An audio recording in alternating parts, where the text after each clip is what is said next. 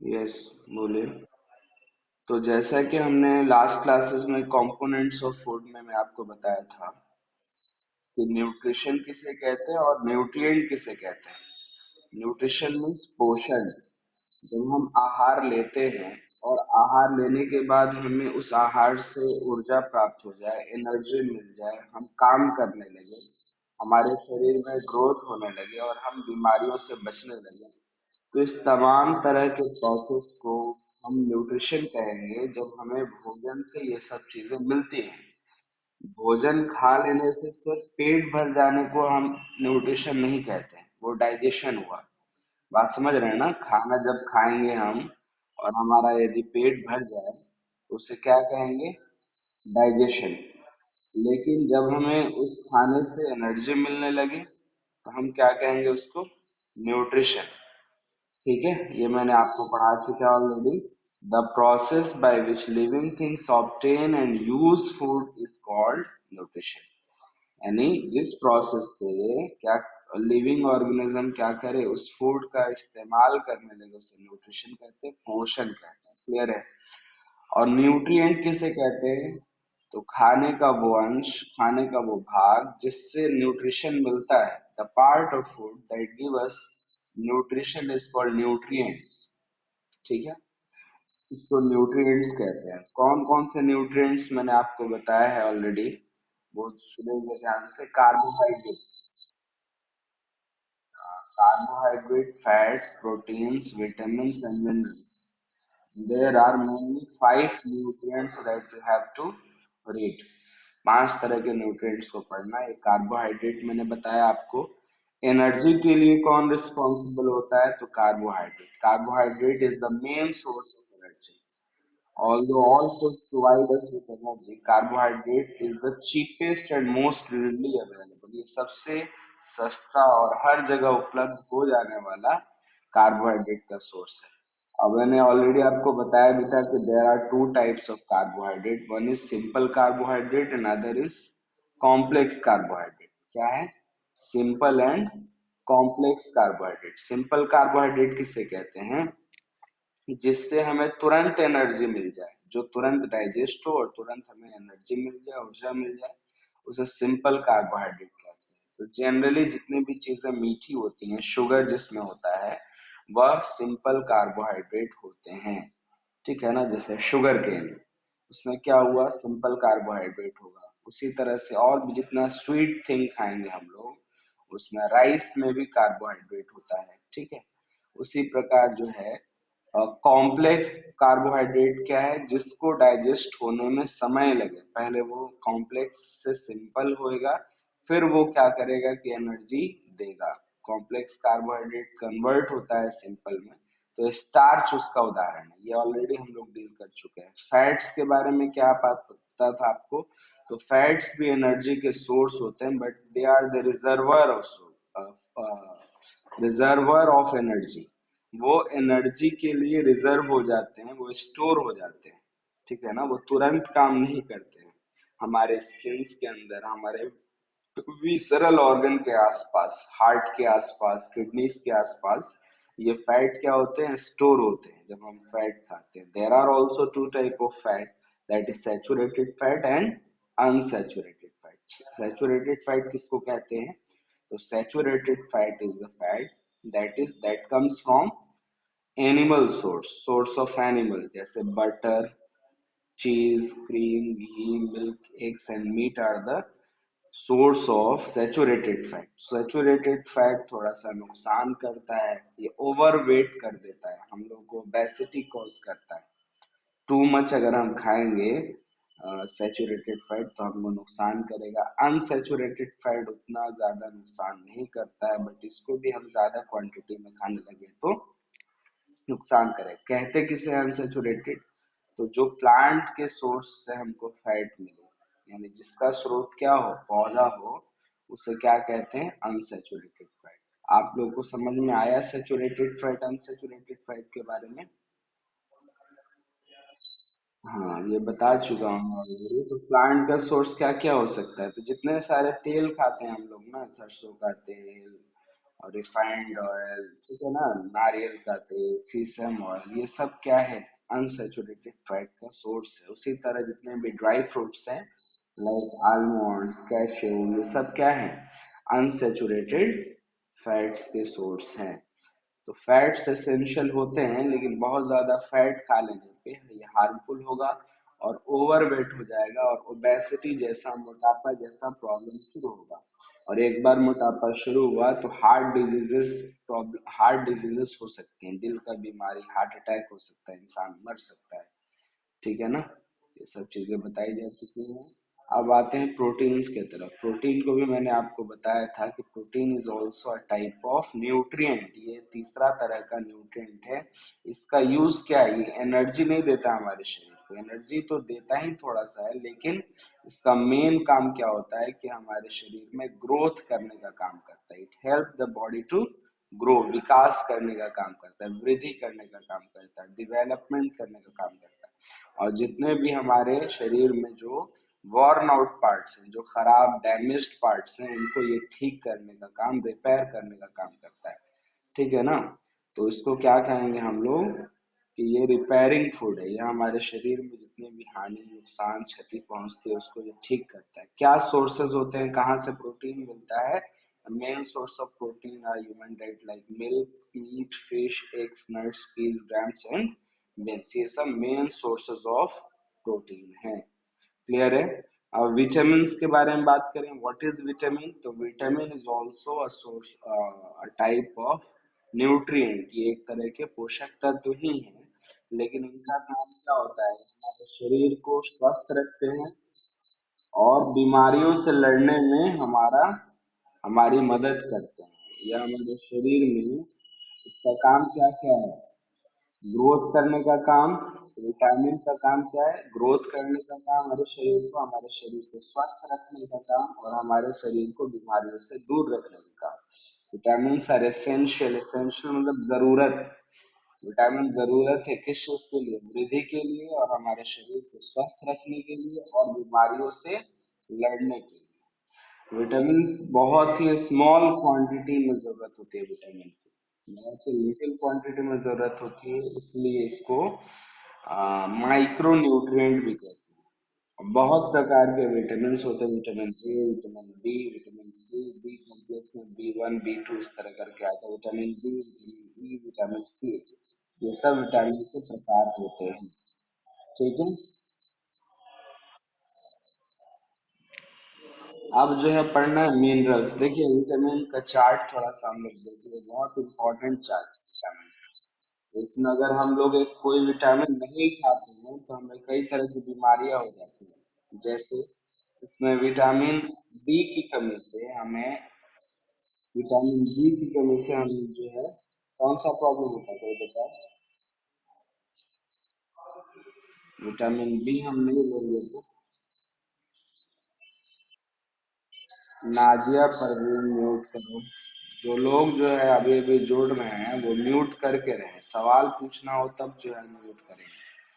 Arvind mute, ठीक है, अरविंद साक्षी।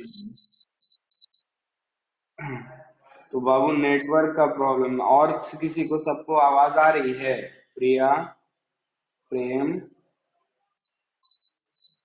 आप नेटवर्क अच्छा रखें, आप छत के ऊपर चले जाएं, आप जो है एयरटेल का सिम यूज करें, हर जगह एयरटेल अच्छा चलता है।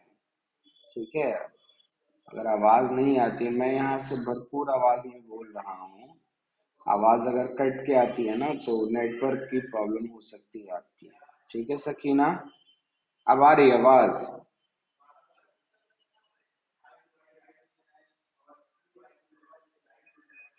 सबको वीडियो भी हम शेयर कर देंगे, जिनको अगर नहीं सुनाई दिया है वो वीडियो डाउनलोड करके जो है वो सुन सकते हैं। लेकिन क्लास में जरूर रहें, वीडियो नहीं बनाते इसीलिए क्योंकि आप लोग क्लास में नहीं रहते। तो विटामिन ए का सोर्स है milk, butter, cheese, egg, cod liver oil, carrot, papaya and fish. इससे क्या होता है, हमारी स्किन जो है सही रहती है। हम लोग विटामिन ए लेंगे तो हमारा आंख स्वस्थ रहेगा। बेरी बेरी का प्रॉब्लम हो जाता है विटामिन डी की कमी से। ठीक है, विटामिन ए की कमी से हम लोग को नाइट ब्लाइंडनेस ब्लाइंडनेस हो सकती है, रतौंधी जिसको कहते हैं, क्या कहते हैं, रतौंधी, रात में नींद, अ, उसकी कमी रतौंधी हो सकता है, ठीक है ना। तो इससे हमें जो है हमारा स्किन सही रहता है और आईज हमारी हेल्दी रहती है। विटामिन बी जो है वो अनाज से मिलता है। किस चीज से? सीरियल्स मतलब अनाज, पीज मीन्स मटर, बीन्स, यीस्ट, यीस्ट एक तरह का क्या है, खमीर कहते हैं हिंदी में। और ये जो है ब्रेड वगैरह में रहता है। Fish, meat, liver, egg white, अंडे का जो सफेद पार्ट है वो, उसमें विटामिन बी होता है। Milk, nuts and green vegetables, ये हमारे शरीर के ग्रोथ को मेंटेन करता है, ठीक है ना। और हमारे हार्ट और नर्व्स को ये सही करता है। विटामिन बी कॉम्प्लेक्स की बात हो गई पूरी, इसमें कई तरह के विटामिन बी होते हैं। विटामिन सी कहाँ कहाँ से मिलता है? तो जितने भी खट्टेदार फल हैं, ठीक है ना, एक ही मैं आपको ट्रिक बताता हूँ कि कितने खट्टेदार क्या है फल हैं, oranges, lemons, Amla, guava, grep fruit, tomato, ये फ्रेश ग्रीन वेजिटेबल्स, ये सब में विटामिन सी पाया जाता है। अगर हम विटामिन सी बंद कर दे लेना तो हमारे मसूड़ों से ब्लड आना शुरू हो जाएगा, ठीक है ना। ये हमारे गम्स को यानी मसूड़ों को हेल्दी रखता है। तो मसूड़ों से जो ब्लड आता है उसको, उस प्रॉब्लम को कहते हैं स्कर्वी, क्या कहते हैं, जो सुबह में पढ़े हैं उनको पता होगा। तो स्कर्वी जैसी प्रॉब्लम्स हमें शुरू हो सकती हैं, ठीक है ना। और ये हमारे बीमारियों से लड़ने में मदद करता है। ये जख्मों को ठीक करता है, शरीर में कहीं चोट वगैरह आया, कोई जख्म हो गया तो भी ठीक करता है। विटामिन डी कहाँ से मिलता है? तो विटामिन डी बटर से, मिल्क से, चीज, एग यॉक से, अंडे की जो जर्दी होती है उसमें विटामिन डी होता है। कॉड लिवर ऑयल, ये एक प्रकार का जो है मछली का से निकला हुआ तेल होता है। सनलाइट, ठीक है ना, सूर्य के प्रकाश से भी विटामिन डी मिलता है। यह हमारे हड्डियों को और दांत को मजबूत करता है। विटामिन डी, इसमें कैल्शियम ज्यादा होता है, ठीक है ना। हेल्थ और बॉडी टू यूज कैल्शियम, बल्कि हमारे शरीर में बने हुए साक्षी और अरविंद ये स्क्रीन पे जो है लिख रहे हैं ना, तो फिर ये गलत कर रहे हैं, इनका टाइम खराब हो रहा है। आप लोग मत लिखें, पता चल जाता है मुझे, मैं जो लिख रहा हूँ वो आपके समझाने के लिए लिख रहा हूँ। यह हमारे शरीर को विटामिन डी के बारे में बल्कि हम बता रहे हैं, हमारे शरीर में कैल्शियम को का यूज कराता है और हमारे बोन्स को और दांत को मजबूत करता है, ठीक है। अगर हम लोग विटामिन डी की कमी करें तो हमारे बोन्स कमजोर हो जाएंगे। और एक पर्टिकुलर प्रॉब्लम भी होता है क्वाशिरकोर करके, जिसमें हड्डियां कमजोर हो जाती है। विटामिन ई, विटामिन ई जो है लीफी वेजिटेबल्स, पत्तेदार पत्तेदार सब्जियां जितनी होती हैं वो सब में विटामिन ई पाया जाता है। मिल्क में पाया जाता है, एग्स में पाया जाता है, व्हीट में पाया जाता है, ठीक है, गेहूं। और इधर ये हेल्थ से नॉर्मल फंक्शनिंग और रिप्रोडक्टिव सिस्टम हमारा सही रखता है। लिवर और मसल्स को मजबूत रखता है, ठीक है, इसको काम करने देता है। विटामिन के की कमी से जो है, के कहाँ से मिलता है? तो फिश ऑयल और कर्ड से, दही वगैरह में होता है। ये ब्लड क्लॉटिंग को जो है नॉर्मल रखता है। मान लीजिए कि किसी इंसान में ब्लड क्लॉट ना हो तो उससे क्या होगा? तो उससे ये होगा कि जब कुछ भी कटे फटेगा तो शरीर का सारा रक्त जो है बाहर निकल आएगा, अगर ब्लड क्लॉटिंग नहीं हुआ तो, ठीक है ना। तो ब्लड क्लॉटिंग होना यानी खून का थकना, जमा होना, ये बहुत जरूरी है, ठीक है। ये ये रहता है तो कोई भी चोट वोट आती है तो तुरंत खून जम जाता है और वहां पे ब्लड निकलता नहीं है। अगर फ्लो होगा ब्लड तो सारा शरीर का खून बाहर आ जाएगा। बातें नहीं कीजिए, मैं पढ़ा रहा हूँ, आप पढ़िए। अब मिनरल्स में पढ़ा रहा हूँ। अभी तक जो पढ़ाया समझ में आ गया? विटामिन के बारे में बता रहा था मैं। अब तक चार चार न्यूट्रिएंट्स के बारे में बता चुका हूँ। कौन कौन से? पहले नंबर में कार्बोहाइड्रेट, और अब जो है मिनरल्स के बारे में सुनिए। मिनरल्स क्या है? मिनरल्स भी हमें हमारे शरीर में बहुत कम मात्रा में जरूरी है, स्मॉल क्वांटिटी में। और ये भी जो है हमारे शरीर के अच्छे कार्य करने के लिए, फंक्शनिंग ऑफ द बॉडी के लिए ये रिस्पॉन्सिबल होता है। और प्रॉपर ग्रोथ भी होता है हमारे शरीर में मिनरल्स की वजह से। अगर हम मिनरल खाना छोड़ देंगे तो हमारे शरीर में प्रॉपर ग्रोथ, यानी लगभग जो देख रहे हैं हम लोग, जो कॉमन चीज है कि सारे न्यूट्रिएंट से हमको ग्रोथ अभी तक जो पढ़े, प्रोटीन से ग्रोथ होता है, विटामिन में भी विटामिन से ग्रोथ होता है हमारे शरीर में, और हम मिनरल्स भी ग्रो करने में हेल्प करते हैं। ठीक है, कौन कौन से मिनरल्स होते हैं इस पर डिपेंड करता है। ये हमारे शरीर में जो मिनरल्स होते हैं जो स्मॉल क्वांटिटी में जरूरत है, iron, calcium, phosphorus, sodium and potassium, ये सब मिनरल्स जो हैं हमारे शरीर में बहुत ही कम मात्रा में इसकी जरूरत होती है, लेकिन ये बहुत सारा अच्छा काम हमारे शरीर में करते हैं। ये आयरन जो है हमारे शरीर में हीमोग्लोबिन बनाता है। हीमोग्लोबिन यानी ब्लड में जो ऑक्सीजन लेके जाते हैं उनको ये बनाता है, आयरन। ठीक है ना, ये कहाँ कहाँ होता है तो लीफी वेजिटेबल्स में फिर से, और अनाज में पाया जाता है, नट्स में पाया जाता है, रेड मीट लिवर किडनी में पाया जाता है। ठीक है ना, एग्स ग्राउंड नट्स में पाया जाता है। यानी ग्राउंड नट यानी क्या होता है, ग्राउंड नट मूंगफली, है ना, हम लोग उसको बादाम कहते हैं। अभी समझते जाइए, मूंगफली को बादाम नहीं कहना चाहिए। बादाम का मतलब क्या होता है, आलमंड, आलमंड को बादाम कहना चाहिए। ठीक है, तो ग्राउंड नट्स में क्या पाया जाता है, आयरन पाया जाता है। उसी तरह रेड मीट में आयरन पाए जाते हैं। हमारे शरीर में हीमोग्लोबिन की मात्रा को मेंटेन रखता है, जिससे हमारे शरीर को ऑक्सीजन हमेशा मिलता रहता है।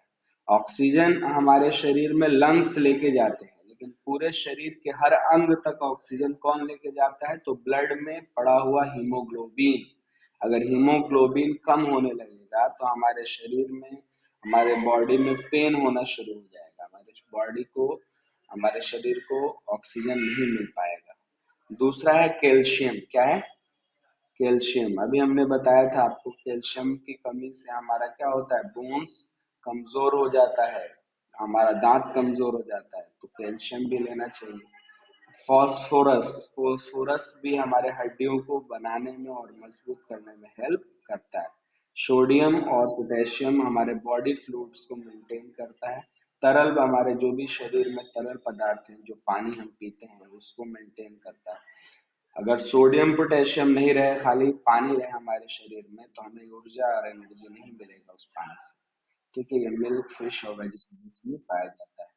तो दो तरह के न्यूट्रिएंट्स होते हैं, एक मैक्रो न्यूट्रिएंट जो ज्यादा जरूरत है हमारे शरीर में, तीन होते हैं, फैट, प्रोटीन और कार्बोहाइड्रेट। ये ज्यादा जरूरत होती है शरीर में, और ये विटामिन और मिनरल्स की जरूरत बहुत कम क्वांटिटी में होती है। बहुत ज्यादा नहीं लेना है, हम ये नहीं कि विटामिन की गोलियां खाना शुरू कर दें, विटामिन की जरूरत है तो नहीं, वो डॉक्टर प्रिस्क्राइब करते हैं। अगर हम विटामिन की कमी है हमारे शरीर में तो विटामिन की गोलियां खाने के लिए, टैबलेट्स लेने के लिए। ऐसे विटामिन के सोर्सेज हम जब खाएंगे ना, तो हमको स्मॉल क्वांटिटी में ही विटामिन मिलेगा, और मिनरल्स को भी लेना स्मॉल क्वांटिटी में ही लेना है, ज्यादा क्वांटिटी में नहीं लेना है। समझ में आ गया।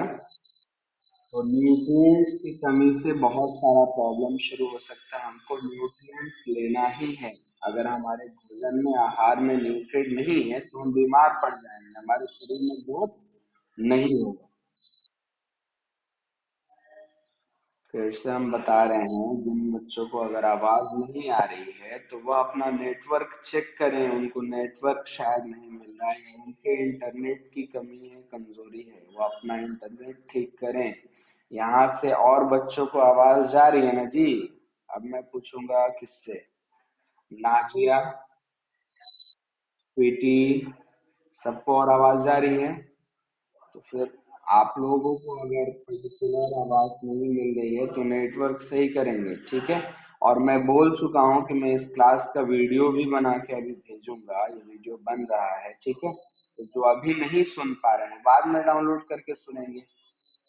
ठीक है, तो आज जो है मैंने सारे न्यूट्रिएंट्स के बारे में बता दिए। इसमें एक और चीज बता देता हूँ, रफेज, यानी न्यूट्रिएंट के साथ साथ हम भोजन का बहुत सारा अंश ऐसा लेते हैं जो हमें डाइजेशन में हेल्प करता है। ठीक है ना, बहुत सारा फाइब्रस, रेशा, फूड में हम लेते हैं ना, रेशा लेते हैं, रेशा, फाइबर मतलब रेशा, उसे रफेज कहते हैं।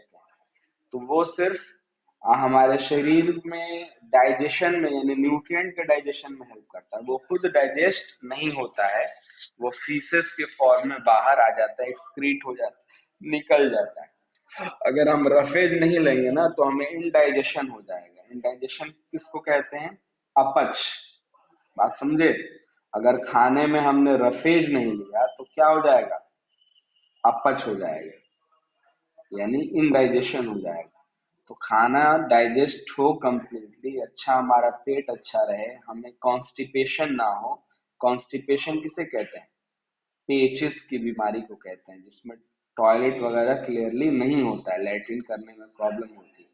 तो कॉन्स्टिपेशन होने लगेगा अगर हम फूड में रफेज नहीं लेते हैं तो बहुत सारा ऐसा फूड है, जैसे एप्पल में प्रोटीन मिनरल्स और विटामिन तो मिलते ही है, लेकिन साथ में क्या होता है? रफेज होता है, जो खाना डाइजेस्ट करने में हेल्प करता है। खाना खा लेने के बाद अगर हम सेब खाएंगे तो आसानी से हमारा क्या होगा? कॉन्स्टिपेशन नहीं होगा, हम लोग आसानी से एक्सक्रीशन कर पाएंगे, टॉयलेट कर पाएंगे और पेट सही रहेगा, हमारा डाइजेशन सही होगा फूड का। वाटर भी उतना ही जरूरत है, क्योंकि हमारे पूरे शरीर में 70% क्या होता है?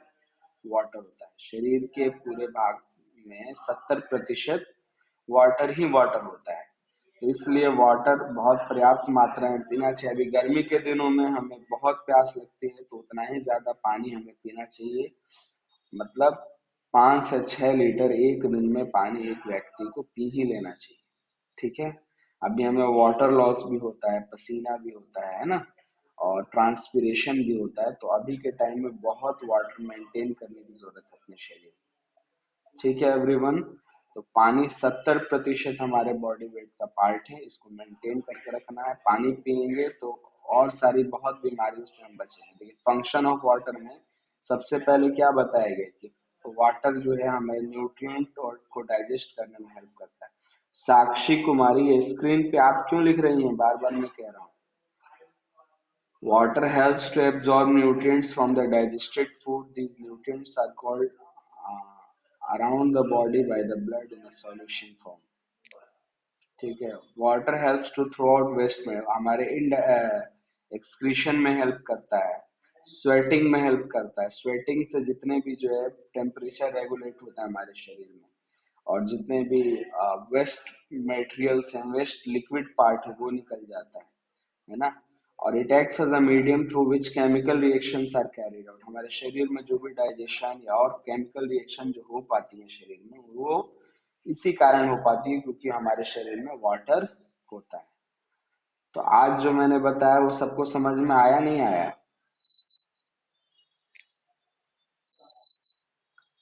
मैंने आपको न्यू सारे न्यूट के बारे में लगभग बता दिया है। कार्बोहाइड्रेट के बारे में, फैट के बारे में, विटामिन्स के बारे में, मिनरल्स के बारे में, है ना, प्रोटीन के बारे में। सबको मैंने बताया आपको कि कार्बोहाइड्रेट दो तरह का, सिंपल कॉम्प्लेक्स, फैट दो तरह का, सैचुरेटेड अनसैचुरेटेड, प्रोटीन एक ही तरह का। हाँ, प्रोटीन एक तरह का, और फिर से जो है कितने तरह के विटामिन्स होते हैं के लगभग, vitamin A, B, C, D, E and K. और उसी तरह से मिनरल्स कई तरह के होते हैं, iron, calcium, phosphorus, sodium and potassium. तो ये सब आप लोग नोट्स इसका बनाए। अब तो आप सीनियर क्लासेस में हो गए, सब एक जगह खुद से लिखना भी शुरू करें। ठीक है ना? क्वेश्चन आंसर पे सिर्फ डिपेंड रहेंगे तो नहीं होगा, ये तो खुद से लिखना चाहिए एक जगह कि चार्ट में कौन कौन सा हमने न्यूट्रिएंट पढ़ा है। अब बाकी जो बचा उसको नेक्स्ट डे पढ़ाएंगे, बैलेंस डाइट के बारे में और सब कुछ। आप लोग बने रहे, हम आपसे कुछ क्वेश्चन करेंगे, ठीक है?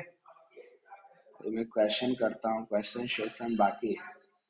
लास्ट क्लासेस में मैंने आप लोगों को ये कार्बोहाइड्रेट बता दिया था, तो अपने से अनम्यूट करके आप लोग उन भोजन का नाम बताएं जिसमें ज्यादा कार्बोहाइड्रेट होता है। कौन से फूड में ज्यादा कार्बोहाइड्रेट पाया जाता है? कौन बताएगा? Suraj Singh. What type of food contain more carbohydrate? Which is the cheapest source of carbohydrate? बोलिए।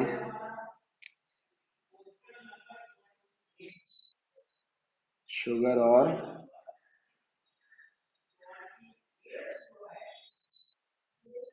स्टार्च।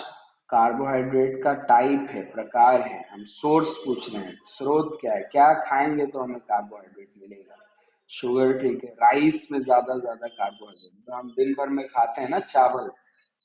हाँ, बहुत सारे वेजिटेबल्स हैं जिसमें कम। हाँ, फ्रूट्स।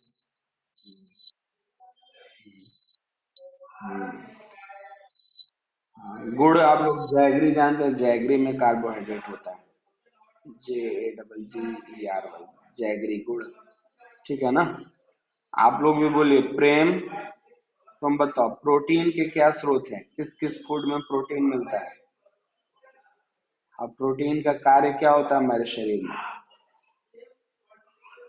जल्दी बोलिए। Prem, am I asking you something Prem. Rehan Azam, क्यों नहीं बोल रहे फटाक से, जल्दी बोलो। क्या पूछा मैंने, प्रोटीन का क्या स्रोत है, प्रोटीन किन किन खाने से मिलता है, और हमारे शरीर में प्रोटीन का क्या कार्य है, हम क्यों प्रोटीन लेते हैं। बोलिए जल्दी।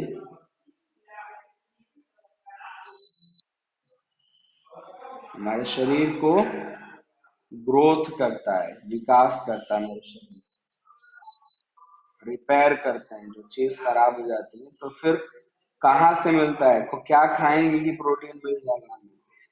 क्या खाना पड़ेगा प्रोटीन के लिए,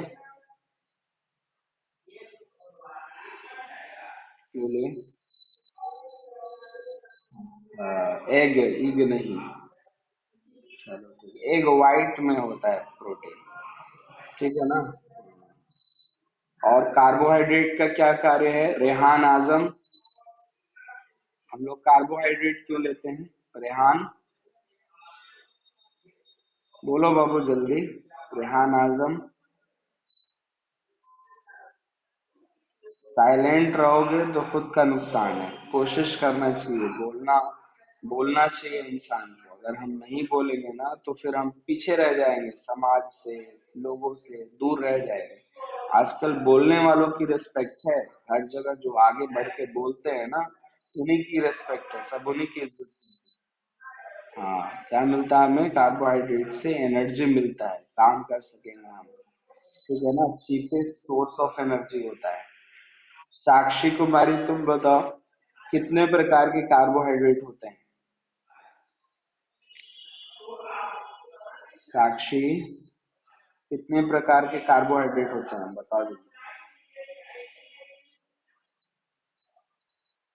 जल्दी बताएं, आप लोग बहुत मोटिवेटेड रहे हैं, जीवन में कुछ करना है कि नहीं करना है, घर पे ही बैठे रहना है हमेशा, कि आगे कोई डॉक्टर इंजीनियर, देखिए कितना रिस्पेक्ट मिल रहा है आजकल, जो डॉक्टर्स हैं सब लोग काम कर रहे हैं हॉस्पिटल्स में, लोगों की सेवा कर रहे हैं, तो कुछ बनना है पर। हाँ, कार्बोहाइड्रेट कितने तरह के होते हैं अलीशा। कौन कौन।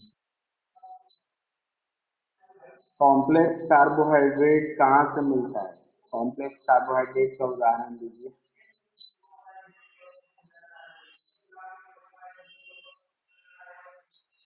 कॉम्प्लेक्स कार्बोहाइड्रेट कौन कहाँ से मिलता है हमें।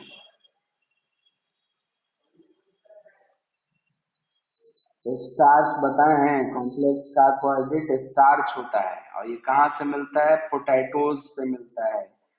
ठीक है ना, आलू से। और भी बहुत सारी चीजें हैं जैसे मिलता है स्टार्च, सीरियल्स वगैरह, अनाज अनाज खाते हैं। ठीक है, आप लोग का टाइम अप हो गया है। आप लोग अब नेक्स्ट क्लासेस में बिल्कुल प्रिपेयर रहिए सब लोग। ठीक है ना, अच्छे से रेडी रहेंगे, क्लासेस होंगी, अच्छे से आप पढ़ाई करेंगे। Okay. Okay, see you tomorrow, thank you and have a nice